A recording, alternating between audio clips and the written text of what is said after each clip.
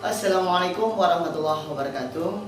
Ya, pada kesempatan kali ini saya akan membahas tentang verb. Verb. Verb is kata kerja. Ya, rasanya saya nggak akan cukup panjang lebar menjelaskan kata kerja itu seperti apa. Intinya kalau di dalam bahasa Indonesia, verb itu adalah semacam predikat. Baiklah, apa saja sih verbs yang sering kita pakai dalam sehari-hari? Ya, ada namanya apa tuh? Right, get up. Oke, learners bisa membunyikan get up, bisa membunyikan get up. Terserah mau pakai yang mana. Ada juga wake up. Ada wake up, ada get up. Pasti ada pertanyaan, apa sih sir bedanya get up sama wake up? Ya, get up sama wake up itu perbedaan cukup simple actually. Jadi waktu di pare dulu dijelaskan perbedaan antara get up sama wake up. Kalau get up itu artinya learners benar-benar bangun. Tapi kalau masih ngantuk-ngantuk, riap-riap gini, itu namanya wake up. Right?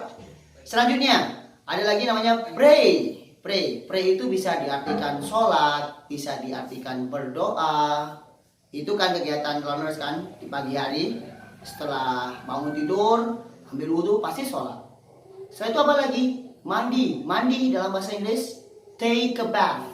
Boleh diucapkan take a bath, boleh diucapkan take a bath. Ingat, yang penting di end-nya dia. Bath atau bath. Boleh take a bath, boleh take a bath, boleh. Setelah mandi kira-kira ngapain? Pakai baju kan? Pakai baju ini dalam bahasa Inggrisnya berbunyi adalah put on atau wear.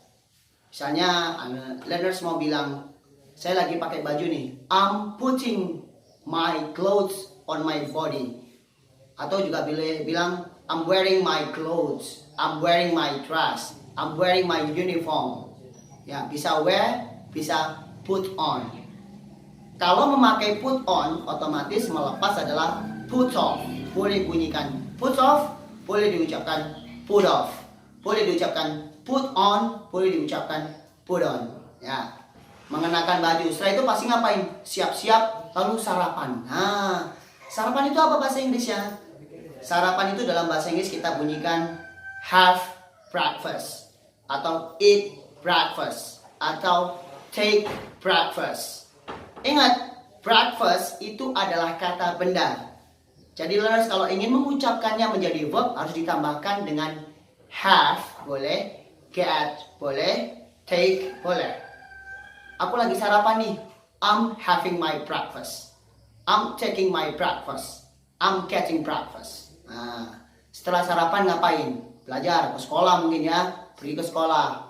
Ini pasti sudah sejak kecil dulu, sejak SD ya, sejak MI, pasti udah belajar namanya pergi ke sekolah. Itu I think apa ya? A popular word, a popular phrase. Ya gimana? Pasti kalau waktu baca buku bahasa Inggris pasti bunyinya I go to school, right? I go to school, ya. Go itu adalah kata kerja yang berarti pergi. Dalam kegiatan belajar banyak sekali. Ada apa ini bahasa Inggrisnya? Write. Ingat, W-nya tidak dibaca, bukan write tapi write. Ini apa ini? Read, membaca, read. Apalagi mendengarkan. In English we say listen atau hear. Boleh dibaca hair, boleh dibaca hear. Listen atau hear. Apalagi misal dalam belajar, menghafal. In English memorize, menghafal. Menulis, menghafal, membaca, mendengarkan.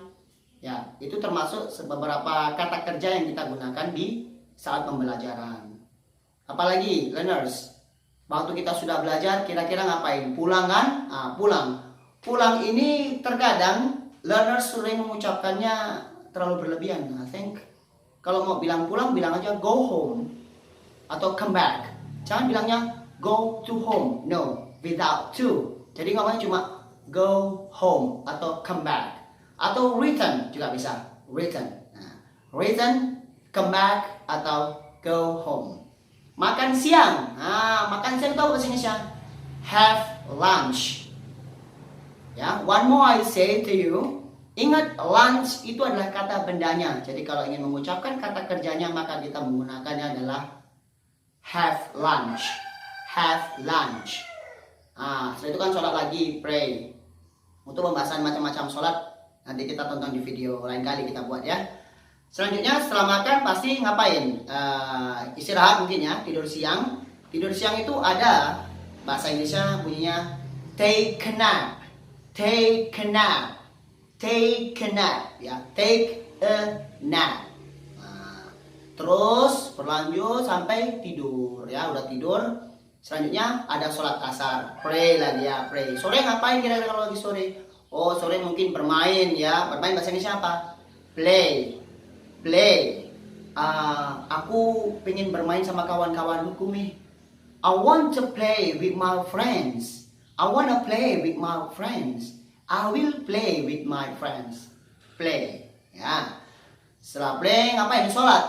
Sholat udah tadi ya. Mandi. Take a bath sudah tadi. Terus kegiatannya kalau malam ngapain? Sholat maghrib. Setelah sholat maghrib apa? Mengaji. Learners pasti mengaji kan? Jangan lupa ya. For your information learners, membaca Quran itu pada sejatinya adalah dapat melancarkan peredaran darah dalam tubuh learners dan juga bisa menguatkan daya ingat learners. Jangan sampai nggak baca Quran ya. Siapa lagi yang akan baca Quran kalau kita bukan ya? Kalau bukan kita sebagai muslim. Jangan lupa baca Al-Quran.